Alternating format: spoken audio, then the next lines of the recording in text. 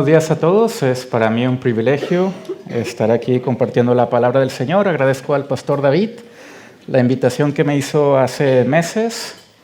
Y bueno, siempre es bueno ver caras conocidas y hermanos que me han ayudado a crecer en la fe.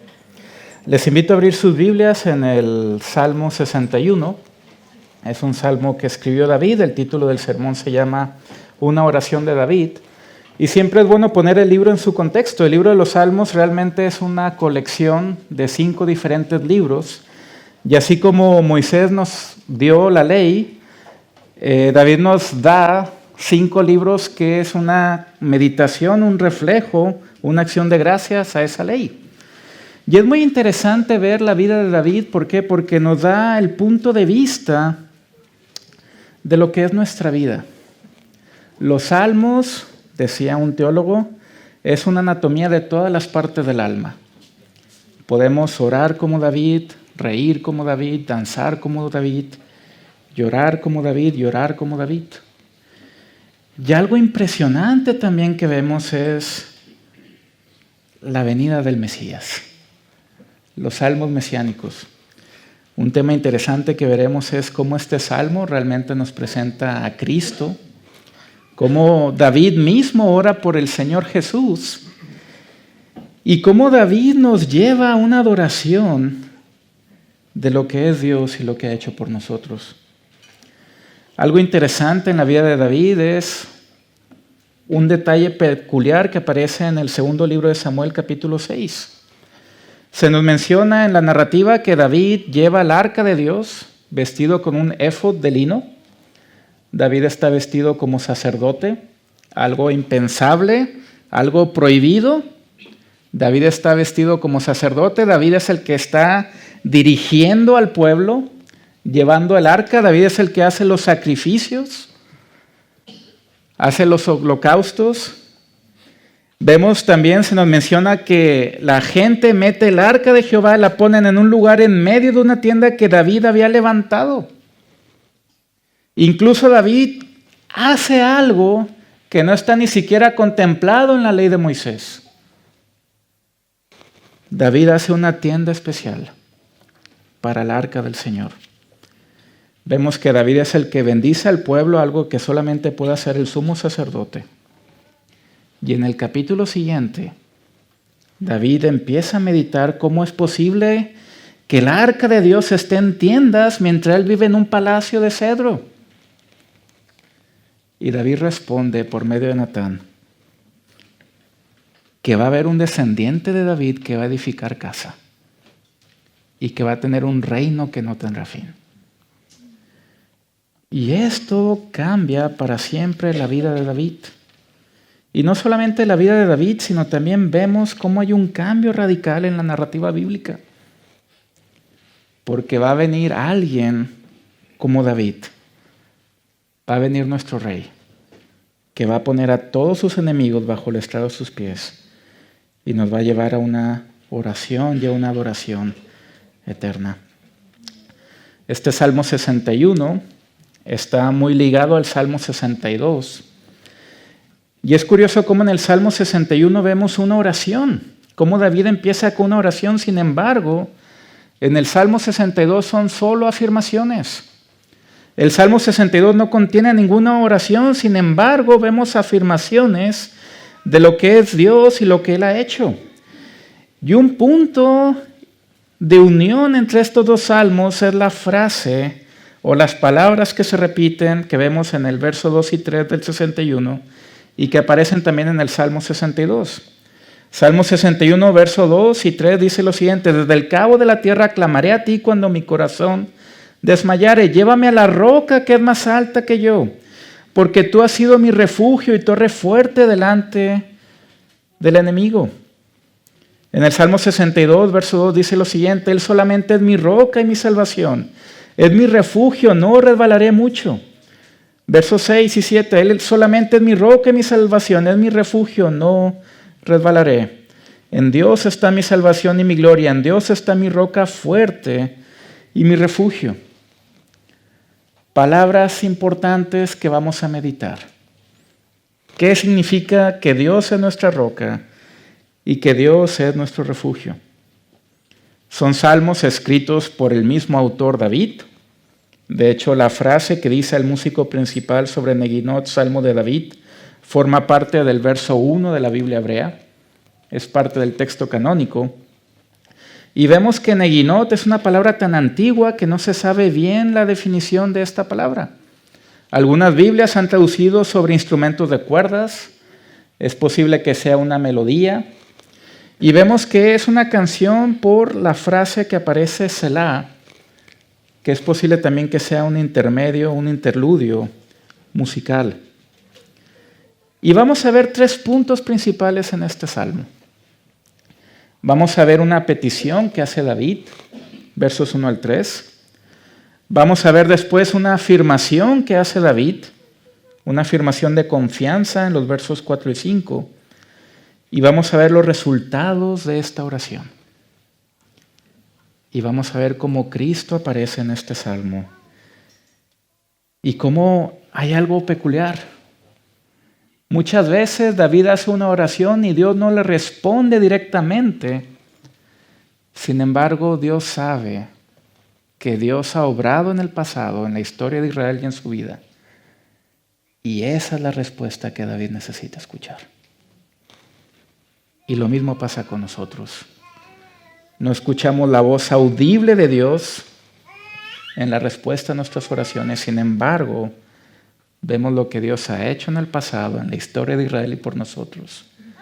Y eso nos da confianza para avanzar en nuestra vida.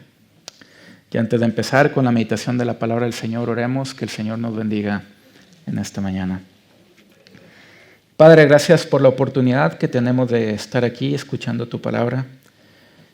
Te pido, Señor, que en esta mañana tú nos des ojos para ver, oídos para oír y un corazón para entender.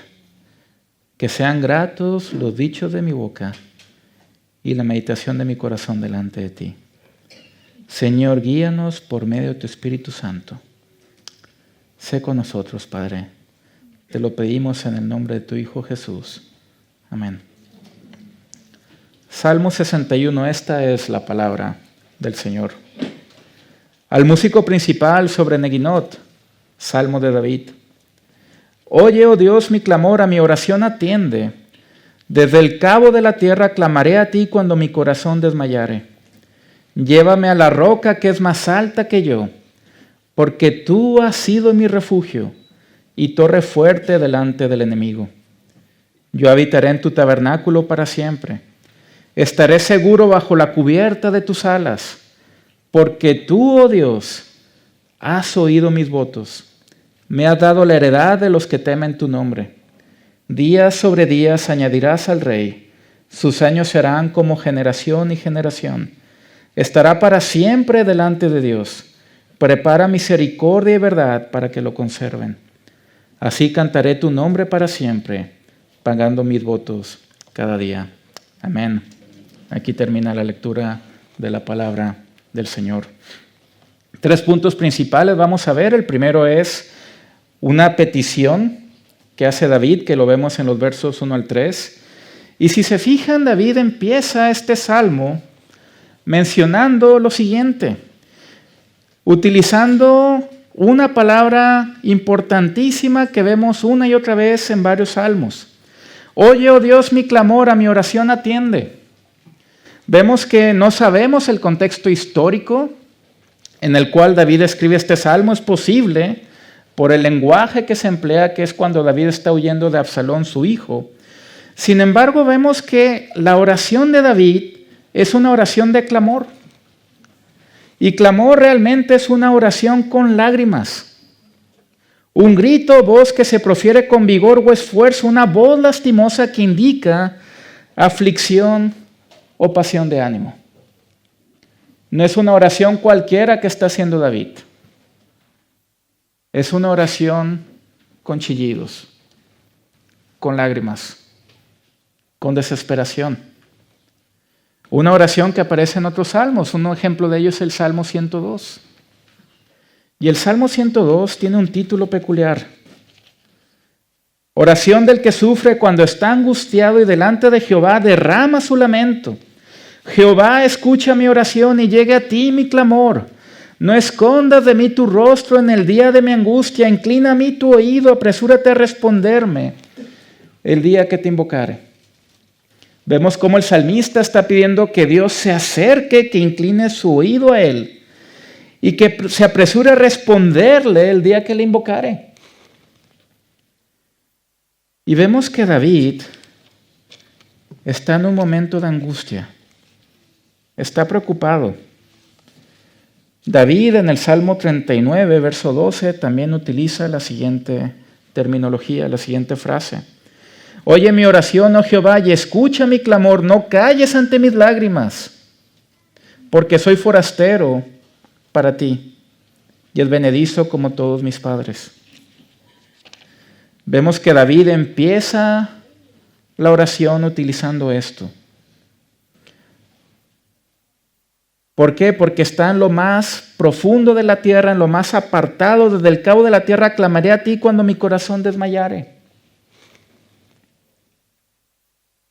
Es posible que David haya escrito esto cuando está huyendo de Absalón. David sufre una traición impresionante por parte de su hijo, que no solamente busca el trono, sino que lo quiere matar. Y David escribe esta oración, un clamor con lágrimas, una oración con chillidos. Y vemos que no vemos una respuesta directa de parte de Dios a este clamor de David. Tampoco hay una respuesta de parte de Dios en el Salmo 102. Sin embargo, el salmista siempre vuelve a la idea de lo que Dios es y lo que Él ha hecho. Y curiosamente, justo después, David dice esto: llévame a la roca que es más alta que yo, porque tú has sido mi refugio y torre fuerte delante del enemigo. 3 cosas principales menciona David acerca de Dios. Primero, que Dios lo puede llevar a la roca que es más alta que yo. Y esta roca es una palabra peculiar que aparece en el Antiguo Testamento. Y la primera vez que aparece en el Antiguo Testamento es en Éxodo capítulo 17. El pueblo de Israel ha cruzado el Mar Rojo en seco, ha visto las 10 grandes plagas. Nadie más les tiene que contar lo que Dios ha hecho por ellos. Sin embargo, llegan al desierto y ¿qué pasa? En el desierto tienen sed. Y el pueblo empieza a murmurar. Y Moisés teme por su vida, piensa que lo van a matar. Y la queja de los de Israel es: ¿cómo es posible que nos hayas sacado tú, Moisés, de Egipto a este desierto donde no hay agua ni alimentos? Y Dios le dice a Moisés: toma la vara con la cual abriste el Mar Rojo y ve a la peña, ve a la roca. Y el hebreo es bien interesante porque el hebreo dice: yo estaré allí en la roca. Y Moisés va con la vara y golpea esa peña. Y de esa peña sale agua. Y vemos por primera vez la cuestión de la roca de salvación. Porque Dios fue esa roca de la cual salió agua, sin la cual el pueblo hubiera muerto. Y esta es la idea principal. En otro evento, años después, en Números capítulo 20, el pueblo de Israel llega a otro lugar en el desierto. Y Dios le dice a Moisés en este lugar: no tomes la vara y la golpees, ve a la roca y háblale. Habla con la roca y de la roca saldrán aguas. ¿Y qué hace Moisés? Toma la vara y la golpea no una, sino 2 veces. Y este es el motivo por el cual Moisés no puede entrar en la tierra prometida. Sin embargo, esa roca fue salvación. Y el apóstol Pablo, en 1 Corintios 10, menciona quién era esa roca del Antiguo Testamento. Dice el apóstol Pablo en 1 Corintios 10, a partir del verso 1: porque no quiero, hermanos, que ignoréis que nuestros padres todos estuvieron bajo la nube y todos pasaron el mar. Y todos en Moisés fueron bautizados en la nube y en el mar. Y todos comieron el mismo alimento espiritual y todos bebieron la misma bebida espiritual porque bebían de la roca espiritual que los seguía. Y la roca era Cristo. Qué texto tan impresionante. Y es una palabra que aparece una y otra vez en los salmos de David. Dios es la roca. Literalmente David está diciendo, llévame al Mesías, es más alto que yo. Otra palabra que vemos aquí, tú has sido mi refugio. Y esto también va relacionado con la roca, ¿por qué? Porque volvemos a la ley de Moisés, volvemos al Éxodo. Y en el capítulo 34, vemos que Moisés, después de haber visto la idolatría tan brutal que se dio con el becerro de oro, Moisés teme que la gloria de Dios se aparte de ellos. Y Moisés pide a Dios, muéstrame tu gloria. Y Dios lleva a Moisés a una roca. Y Dios proclama su propio nombre, menciona su esencia. Dios dice, Jehová, Jehová, fuerte, misericordioso y piadoso, tardo para la ira y grande en misericordia y verdad. Y Dios protege a Moisés. Y esa roca fue su refugio. Llévame a la roca que es más alta que yo. Tú has sido mi refugio y torre fuerte delante del enemigo. ¿Qué dice Proverbios 18:10? Torre fuerte es el nombre de Jehová. A él irá el justo y será levantado. Y vemos que David derrama su alma delante del Señor. Y la respuesta la encuentra David en la palabra de Dios. Es interesante esto. Dice un texto en Jeremías, el que me busque me hallará. Y esto es algo dulce de escuchar. Jesús en los evangelios nos hace la invitación, venid a mí, todos los que estáis trabajados y cargados, yo les daré descanso. Y esta es la seguridad y certeza que tenemos. C.S. Lewis escribe algo sobre la oración que siempre me ha impactado. Y él dice lo siguiente, lo escribe al final de su vida. Oro porque no puedo ayudarme a mí mismo. Oro porque estoy indefenso. Oro porque la necesidad fluye de mí todo el tiempo. Esto no cambia a Dios, pero sí me cambia a mí. Y esta es la seguridad que tenemos, hermanos. Que Dios oye nuestra oración. Y realmente nosotros le importamos. Y después de hacer esta oración, David pasa a las afirmaciones. Fíjense la primera afirmación. Verso 4, yo habitaré en tu tabernáculo para siempre. Estaré seguro bajo la cubierta de tus alas. Y vemos que esta afirmación contiene dos elementos clave. Primero, que David afirma que va a habitar en ese tabernáculo para siempre. Y el tabernáculo era la tienda que se hizo en tiempos de Moisés, un lugar donde iba a estar la presencia de Dios, y esta tienda tenía que estar, de acuerdo al libro de Números, en medio del pueblo, para simbolizar de forma gráfica que Dios estaba en medio de su pueblo. Y la manifestación de Dios en la nube de gloria aparecía justo en ese lugar. Y en el libro de Números vemos la distribución de las tribus con respecto a la tienda. Y la tribu que está más cerca de la puerta es la tribu o la familia de Moisés y de Aarón, los levitas. Pero justo al lado, la tribu laica más cerca de la puerta es la tribu de Judá. Y esto nos ayuda a ver por qué David una y otra vez dice, tus atrios, oh Señor. Entrad por tus puertas con acción de gracias, por tus atrios con alabanza. Porque David sabe que va a estar en esa presencia de Dios, en ese tabernáculo. Quiere estar alabándole. Y esto lo lleva a la afirmación: estaré seguro bajo la cubierta de tus alas. Una afirmación muy peculiar. Una afirmación que la vemos por primera vez si vamos al libro de Éxodo, capítulo 18.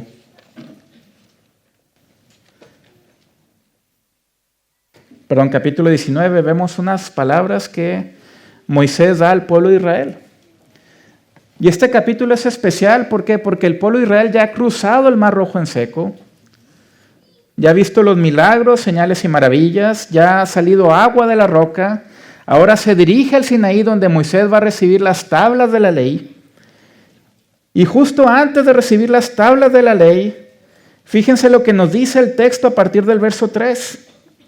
Y Moisés subió a Dios, y Jehová lo llamó desde el monte diciendo: así dirás a la casa de Jacob y anunciarás a los hijos de Israel: vosotros visteis lo que hice a los egipcios y cómo os tomé sobre alas de águilas, y os he traído a mí. Interesante este texto. Yo os tomé sobre alas de águilas, y os he traído a mí. Y lo que está diciendo el Señor es: yo los protegí con la nube de gloria. Esa nube donde están los querubines, esas figuras que están aleteando, el Señor los protegió. Esta misma frase aparece de forma sorpresiva en el libro de Ruth. Y conocemos la historia de Ruth. Es una mujer de Moab, un pueblo enemigo de Israel, del cual el Señor dijo: nadie, hasta la 10ª generación, o sea, utilizando una hipérbole, no puede entrar ningún moabita en el tabernáculo del Señor. Pero de forma irónica vemos que Ruth es una mujer que muestra fe. Es una mujer viuda que pide seguir a Noemí e insiste en seguir a Noemí. Y fíjense lo que dice Boaz cuando habla con Ruth por primera vez. Boaz le dice lo siguiente a Ruth en Ruth 2:12. Jehová recompense tu obra y tu remuneración sea cumplida de parte de Jehová, Dios de Israel, bajo cuyas alas has venido a refugiarte. Realmente Ruth ha venido a la presencia del Señor, al territorio de Israel, y se ha refugiado en él. El Salmo 91, que es posible que lo haya escrito Moisés, dice lo siguiente. Salmo 91, verso 4: con sus plumas te cubrirá y debajo de sus alas estarás seguro. Y curiosamente es la misma expresión que utilizará Jesús en los evangelios. Si vamos a Lucas capítulo 13, verso 34, vemos cómo Jesús se lamenta por Jerusalén, llora por la ciudad. Y Jesús dice lo siguiente: Jerusalén, Jerusalén, que matas a los profetas y apedreas a los que son enviados. ¿Cuántas veces quise juntar a tus hijos como la gallina a sus polluelos debajo de sus alas, y no quisiste? Vemos aquí esta cuestión.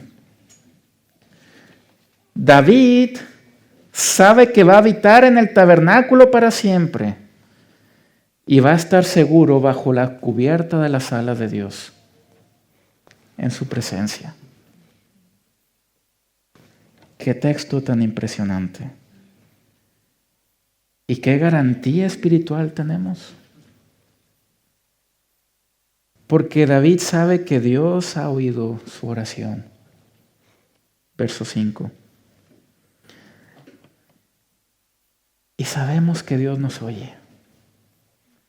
A veces no responde inmediatamente.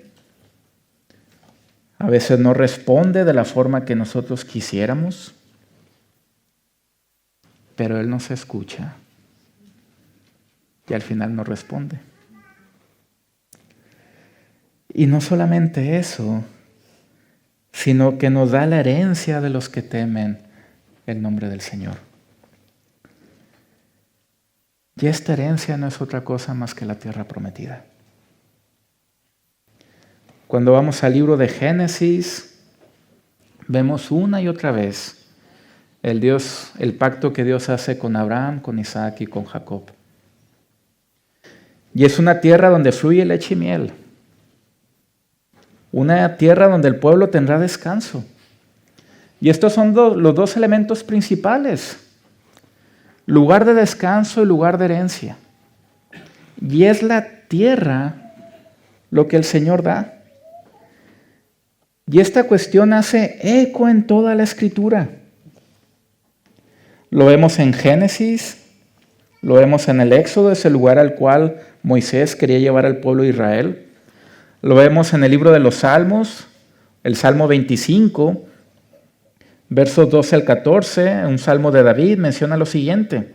¿Quién es el hombre que teme a Jehová? Él enseñará el camino que ha de escoger. Gozará él de bienestar y su descendencia heredará la tierra. Vemos en el Salmo 37 también, un salmo de David, cómo David enfatiza una y otra vez esta cuestión de la herencia. Salmos 37:11 dice lo siguiente. Pero los mansos heredarán la tierra y se recrearán con abundancia de paz. Y son las mismas palabras que va a emplear Jesús en Mateo 5:5. Bienaventurados los mansos, porque ellos tendrán la tierra por heredad. Y este es el lugar al que vamos.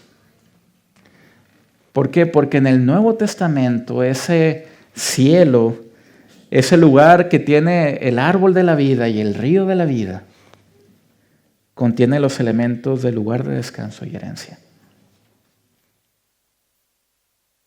Y lo recibimos por gracia. El profeta Daniel estuvo en el exilio babilónico casi toda su vida. Y en Daniel 12 vemos cómo Daniel ya está harto y quiere volver a casa. ¿Y qué es lo que le dice el ángel en el último verso del libro?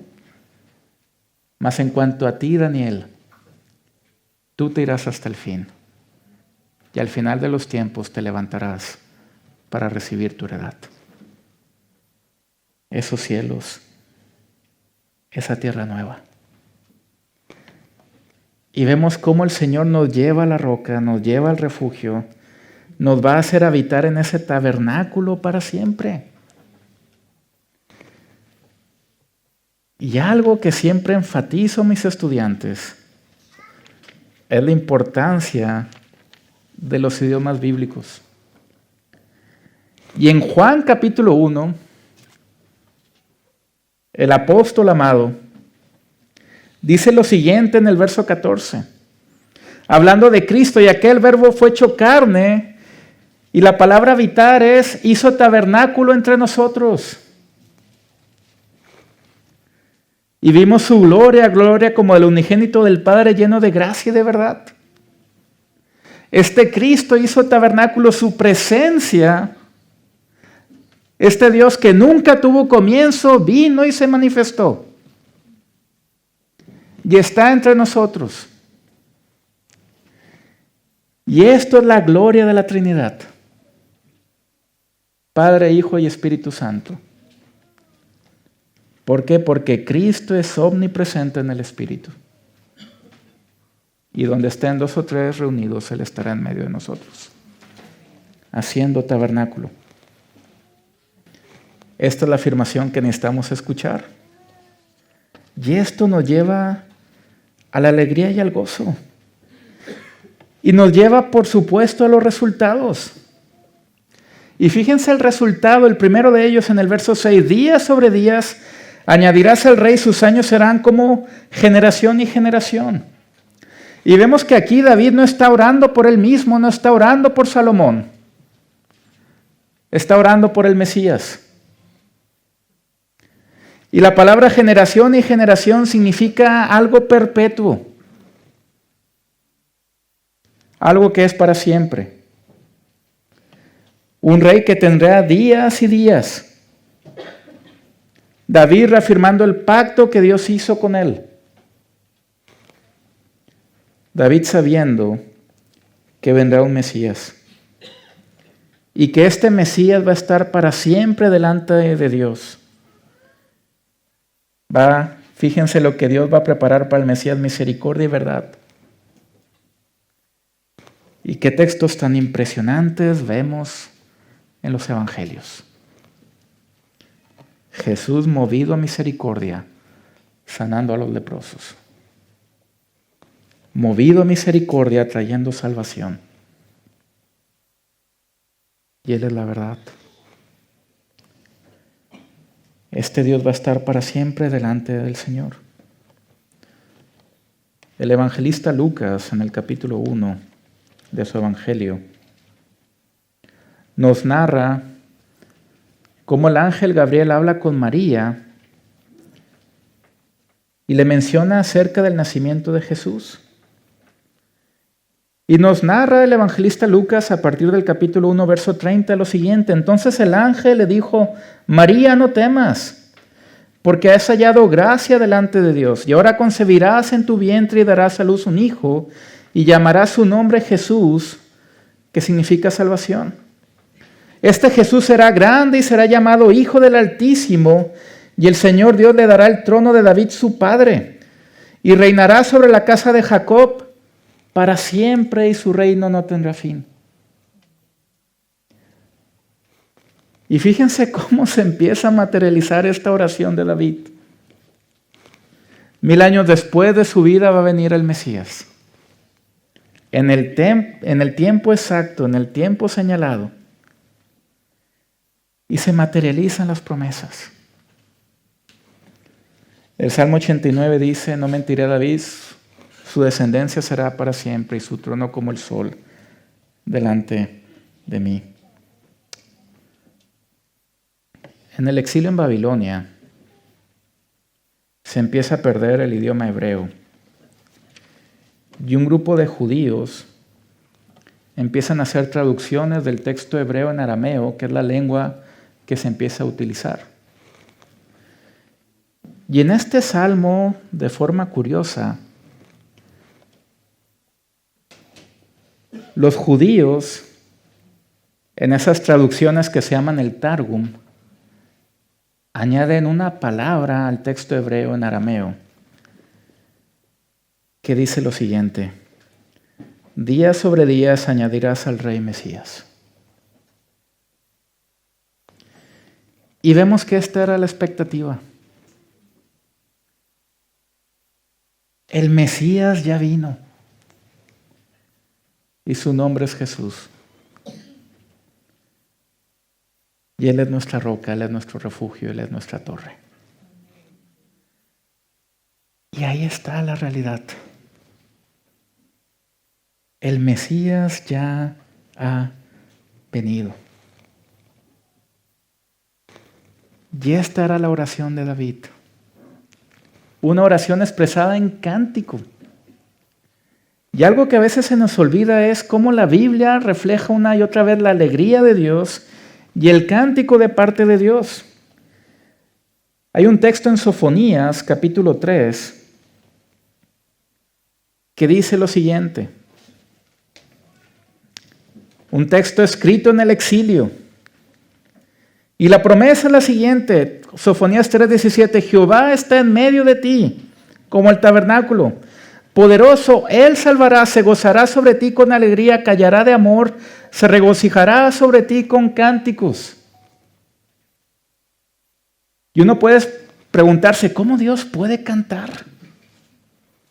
¿Cómo Dios puede estar en medio de ti, salvando, alegrándose? Y la respuesta es por medio de Cristo.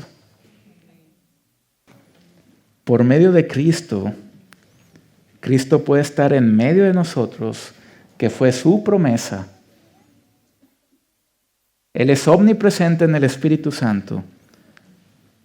Y algo impresionante es que Cristo canta. Hay un texto que está en Hebreos capítulo 2, versos 10 al 12. Y el autor a los Hebreos presenta a Cristo como alguien superior a Moisés, superior a los ángeles, su sacerdocio superior al sacerdocio de Aarón. Pero hay algo que el autor menciona acerca de Cristo que no debemos dejar de lado. Y esto nos puede cambiar para siempre nuestra forma de pensar cuando estamos cantando y alabando al Señor. Fíjense lo que dice el verso 10. Porque convenía aquel por cuya causa son todas las cosas y por quien todas las cosas subsisten, que habiendo de llevar muchos hijos a la gloria, perfeccionase por aflicciones a Cristo, el autor de la salvación de ellos. Porque el que santifica y los que son santificados de uno son todos, por lo cual no se avergüenza de llamarlos hermanos. Cristo no se avergüenza de nosotros. Diciendo, y aquí está la clave en el verso 12. Y el autor menciona cómo el Salmo 22 es un salmo mesiánico, no solamente en el texto que dice, Dios mío, ¿por qué me has abandonado?, sino en el texto del verso 22 del Salmo 22. Cristo está hablando aquí diciendo, anunciaré a mis hermanos tu nombre en medio de la congregación, te alabaré. Y otra vez yo confiaré en Él y de nuevo he aquí yo y los hijos que Dios me dio. Cristo prometió que donde 2 o 3 estén unidos en su nombre, Cristo estará en medio de nosotros. Y Cristo es omnipresente en el Espíritu Santo. Y esta es la gloria de la Trinidad. Y vemos cómo eso nos lleva a un cántico unidos a Cristo que nos lleva a una verdadera adoración. Esto es algo increíble. Nosotros nos unimos a las canciones de David. Todo lo que se escribió, dice el apóstol Pablo en Romanos 15, fue escrito para nuestra enseñanza, a fin de que por la paciencia y la consolación de las Escrituras tengamos esperanza.